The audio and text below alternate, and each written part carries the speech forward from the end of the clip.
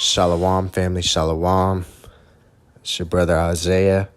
Just want to begin this video by giving all praises, honor, and glory to Yahweh, Ba'ashem, Yahushai. All praises due.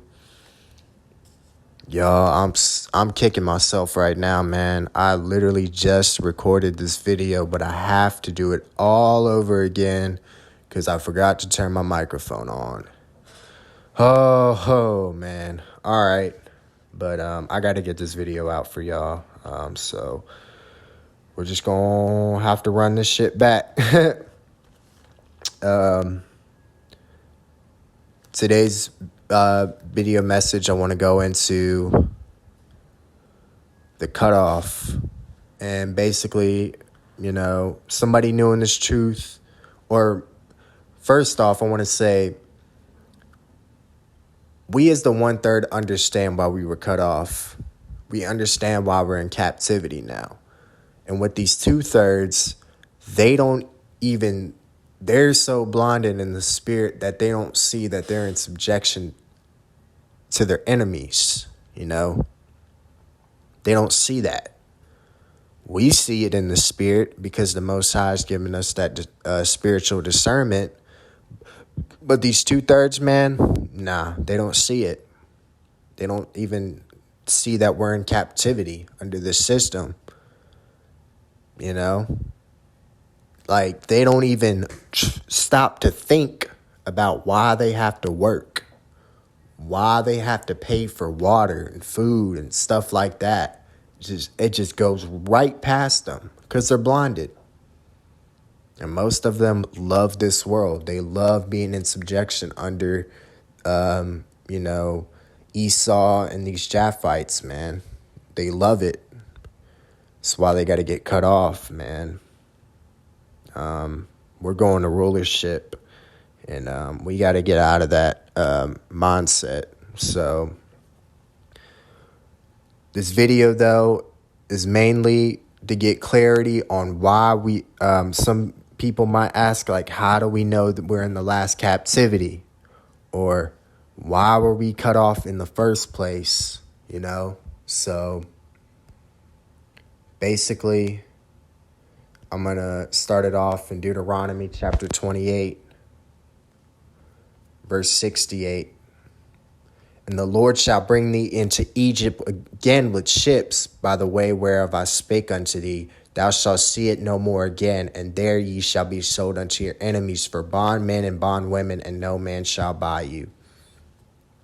We are in modern-day Egypt, here in America again. This is the largest concentration of Israelites around the world. This prophecy has come to pass. We understand that. Basically, we went off. We kept going off. And I'm going to bring out some scriptures backing that up. How we kept going off. But, somebody knowing this truth may be like, man, we're not perfect, How do we know, like, this is the last captivity? How do we know we'll never, ever go off again? Well, hopefully, that this video answers that question for you guys, because I feel like, we just need a little bit of clarity on that and just need a little bit more edification to understand why this is the last captivity and why we were cut off in the first place.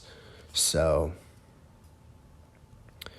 I'm going to go to the book of Jeremiah, chapter 17. Go to verse 4. And thou, even thyself, shalt discontinue from thine heritage that I gave thee, and I will cause thee to serve thine enemies in the land which thou knowest not, for ye have kindled a fire in my anger, which shall burn forever. So he was talking to Jeremiah, he was talking to him like, you're going to even discontinue from your heritage, because this is the worst captivity that we've ever been in. We didn't know who the fuck we were until we woke back up to this truth. We didn't know who we were. And he was telling Jeremiah, you're going to even discontinue from your heritage. That's another proof of regeneration. He wasn't talking about him in that time because he already knew who he was. Meant when he died, came back, was judged. Most High sent his spirit back down here in a new body. And, he lived another lifetime. That's what he was talking about.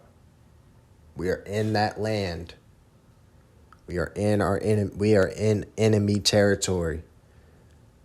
And the only way we're going to get out of this is through Yahushua and the angels. We understand that they are, they're circling America right now. They're popping up everywhere, every single day. Because we know who we are now.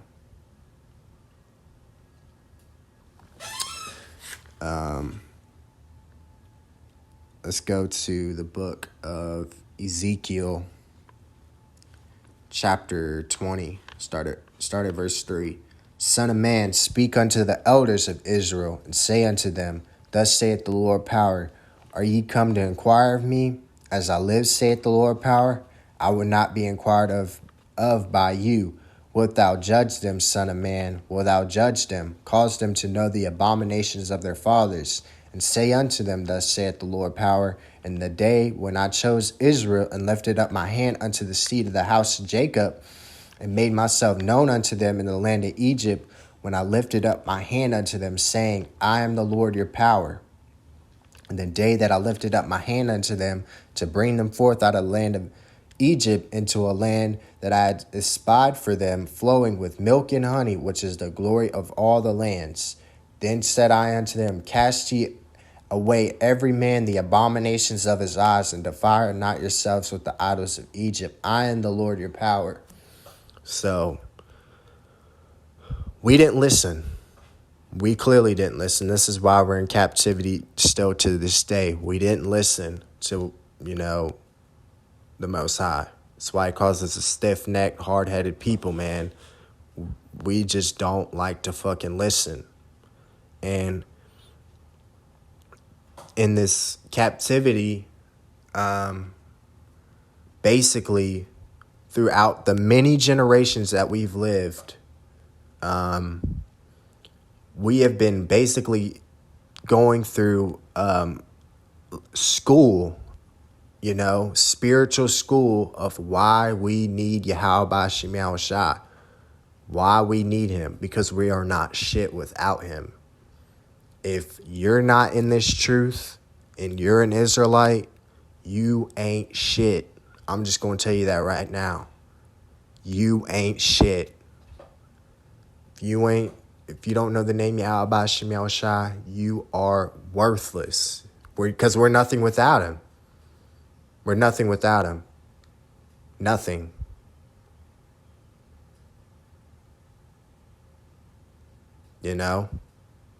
And once you get that through your head and in the spirit, you begin to humble yourself to this word and come back to the true wisdom that the Most High has blessed us with. Because nobody on this planet has the wisdom that we have. We're getting it from Yahweh Shem Yahushua himself. Nobody has this wisdom but us. So if you don't have him, what do you have then? You're just ignorant, dumb, idiot. That's these 2/3. And that was part of the curses that were put on us for going off. We would be literally idiots. We wouldn't know where to go. We would just be walking blindly, walking in the flesh, not after the spirit. This is why it's so important that we are coming back to our power, Yahweh Shem Yahushua, in these latter days. I'm going to continue reading verse 8. But they rebelled against me and would not hearken unto me. They did not every man cast away the abominations of their eyes, neither did they forsake the idols of Egypt. Then I said, I will pour out my fury upon them to accomplish my anger against them in the midst of the land of Egypt.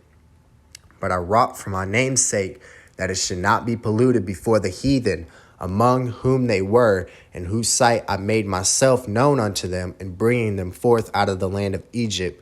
Wherefore I caused them to go forth out of the land of Egypt, and brought them into the wilderness. And I gave them my statutes, and showed them my judgments, which if a man do, he shall even live in them.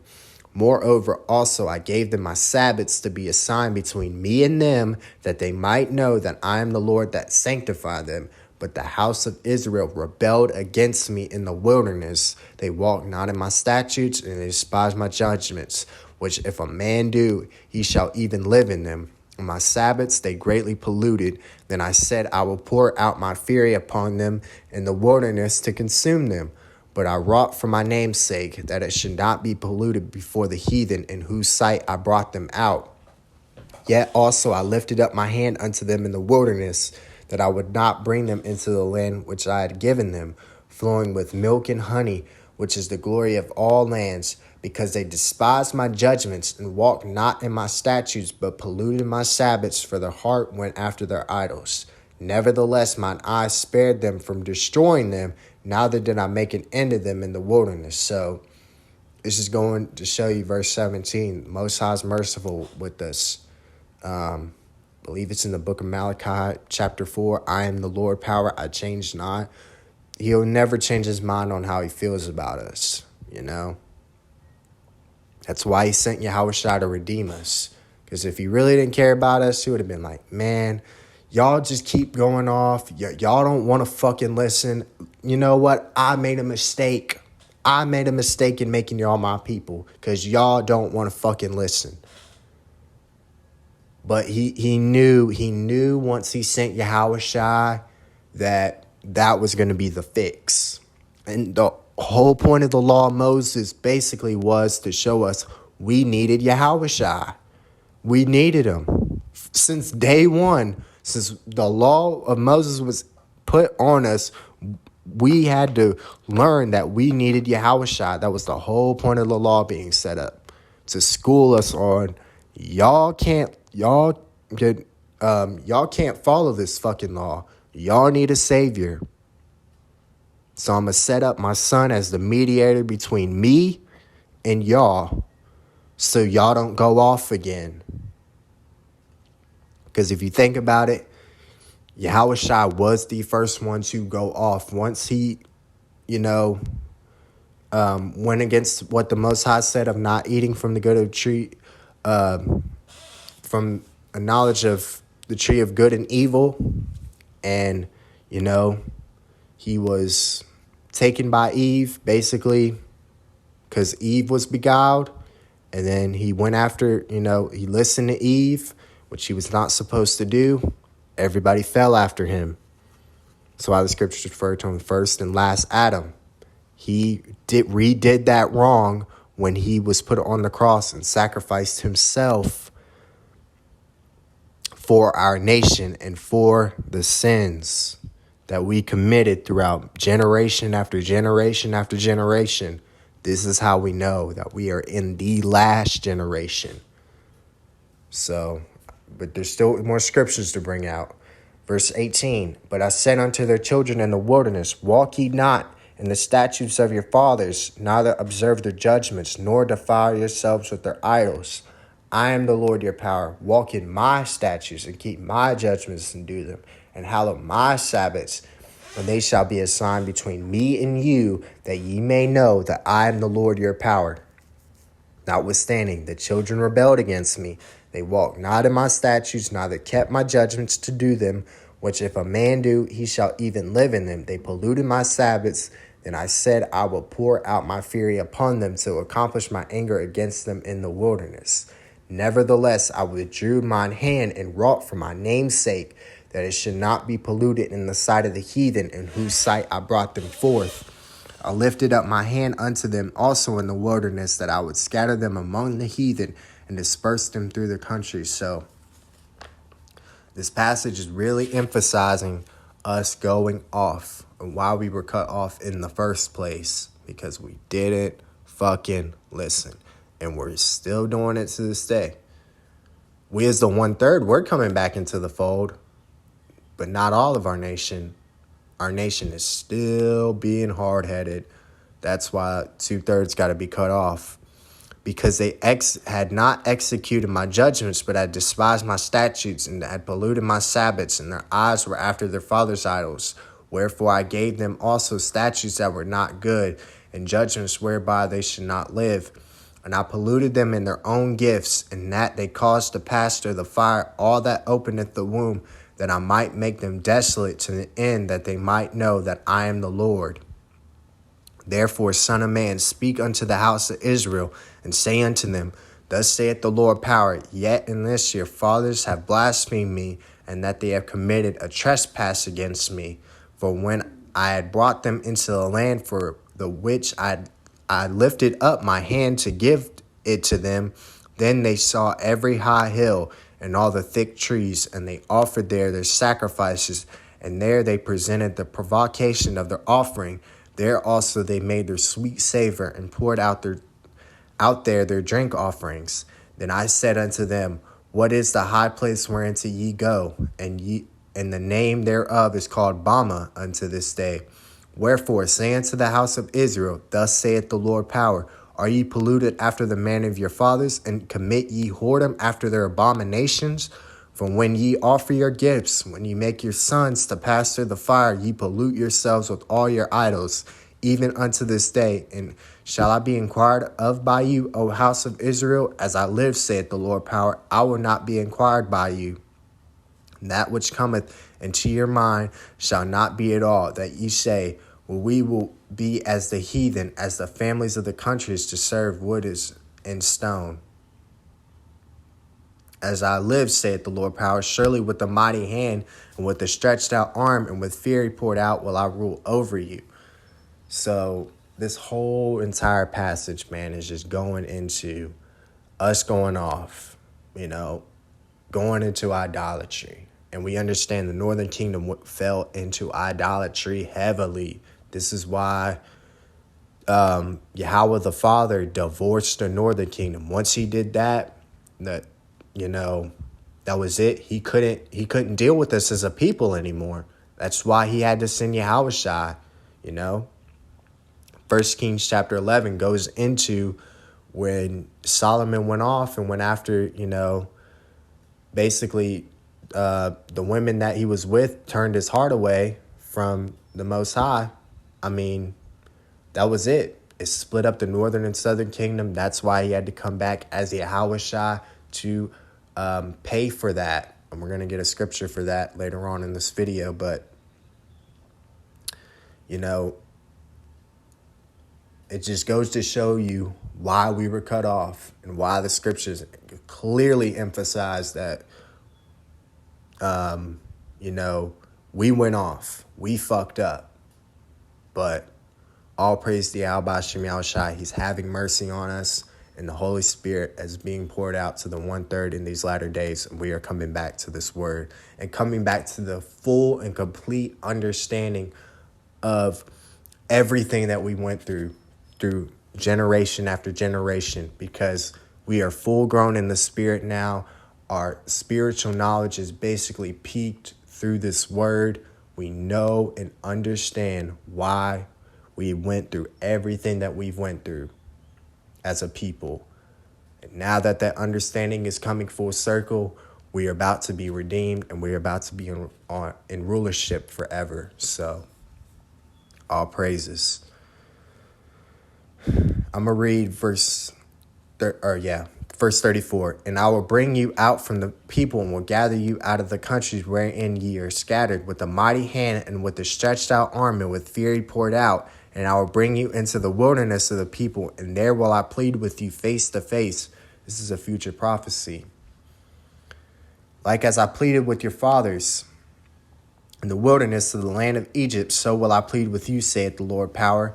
And I will cause you to pass under the rod, and I will bring you into the bond of the covenant, and I will purge out from among you the rebels and them that transgress against me. I will bring them forth out of the country where they sojourn, and they shall not enter into the land of Israel, and ye shall know that I am the Lord.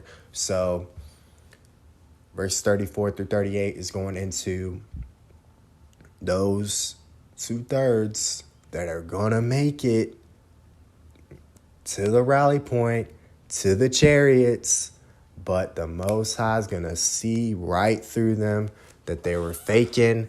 They weren't about building our nation. They weren't about this life truly. Most High, Yahushua, he's going to cut them off. He's going to cut them off. They're going to be done. They're going to be the last ones to get purged. They're going to be the last ones to be cut off. And then after them, that's it. They're going to come back as nutsack Israelites. All right, let's get some more scriptures, y'all. I'm going to go to the back to the book of Deuteronomy, chapter 30. Or Salakia, let me hit this real quick. This is in the Apocrypha, Baruch, chapter 4, verse 6. Ye were sold to the nations, not for your destruction, but because ye moved the power to wrath, you were delivered unto the enemies. For ye provoked him that made you by sacrificing unto devils and not to the power. Ye have forgotten the everlasting power that brought you up, and ye have grieved Jerusalem that nursed you. So, more proof in the pudding. Why we are in captivity still to this day. We pissed off Yahweh Shem Yahushua, and now that we're coming back, though, we understand that we repented in our past lives, and we accept the sacrifice of Yahushua for the remission of all of our sins, and we understand that we've woken up to everlasting life. So we have nothing to worry about now. That's just more proof in the pudding. And that goes to show you why, the Apocrypha was even set up. Because there's so much information in the Apocrypha about us being in captivity. It's like just right there is blatant. Going back to that. It says ye were sold to the nations. It didn't say the entire world. It says ye. It's dealing with a specific people. A specific people. This kills that whole Christianity doctrine right there. Just through those 3 verses. Kills it. The whole world wasn't sold to the nations. What fucking sense does that make? This is why they were able to establish that Roman Catholic Church, set it up, because, scriptures like these completely kill that Christianity doctrine of everybody getting saved. No, only Israel did this. Only the Israelites pissed off the Most High. Not everybody else. He don't give a fuck about everybody else. Yeah, the nations are pissing him off because of what they did to us, But other than that, what the other nations sold, kills the Christianity doctrine right there. Just through 3 verses. That's crazy. Just had to clarify that as well. Oh, let's go back to Jeremiah real quick, and then we'll go back to Deuteronomy. Jeremiah 32.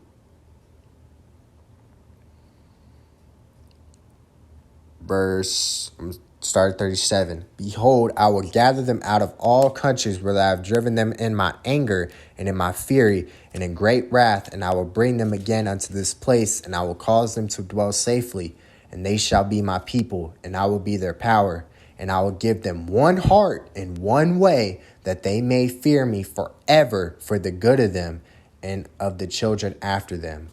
Verse 40, and I will make an everlasting covenant with them, that I will not turn away from them to do them good, but I will put my fear in their hearts, that they shall not depart from me. This is what's happening, We are being brought back through that everlasting covenant This is why we're waking up to who we are in this time. This is why we are extremely blessed to know this truth in this time. Because we understand the everlasting covenant. This is another reason why this is the last captivity. Because this everlasting covenant is about to come full circle through our redemption. Once we're redeemed, once we are fully out of the land of America, spiritually Sodom and Egypt, pursuant to Revelation, the 11th chapter, modern day Egypt, basically, that'll be the full, that'll be it. That'll be the covenant sealed, basically. Once that's it, it's already been sealed in the spirit, but that's when it'll be sealed physically once Yahushua comes back for us. So, and it says, I'll put them fear in their hearts that they shall not depart from me, will never depart from Yahushua again. It's like I said, we have that full understanding spiritually now. We understand everything that we've been through as a nation. We're full grown in the spirit now. We're coming back to that full understanding. And now that we know that as long as we've been in this captivity and everything we went through, this has got to be it. And if you really think about it in the spirit, wickedness, man, it's basically reached its peak. You got, men turning into women, women turning into men. You got people, all these elites drinking blood, sacrificing children, eating children. I mean, this is wickedness at its heights. So that in the spirit that this has to be it. This is the last go around for wickedness.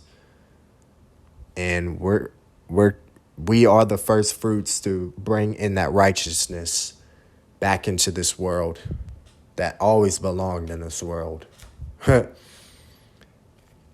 But that wickedness was to teach us a lesson on why we don't want to be on that left-hand side of Yahweh Shemiel Shah.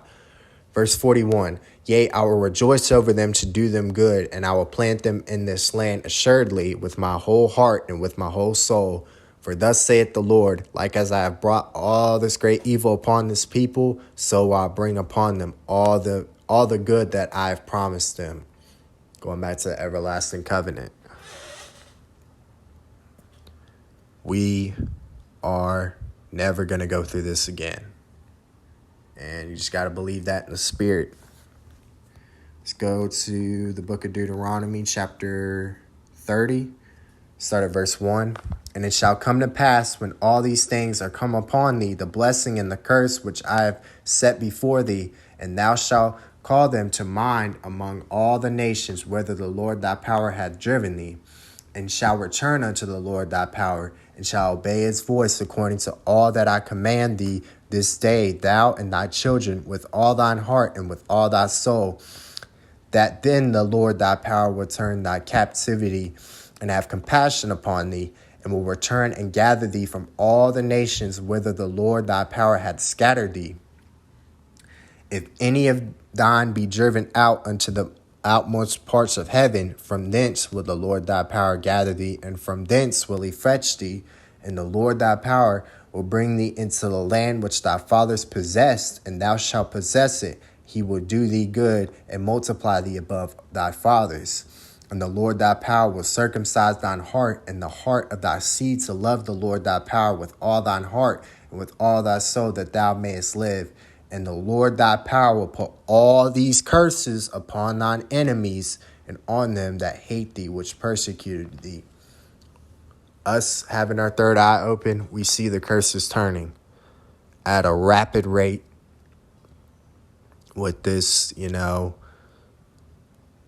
C-19 pandemic, this booyah. Hey, man, that's the curses turning. That's the curses turning. Chaos in the Middle East. That's the curses turning. We are coming back together. the more we come back together, the more the curses go on to them.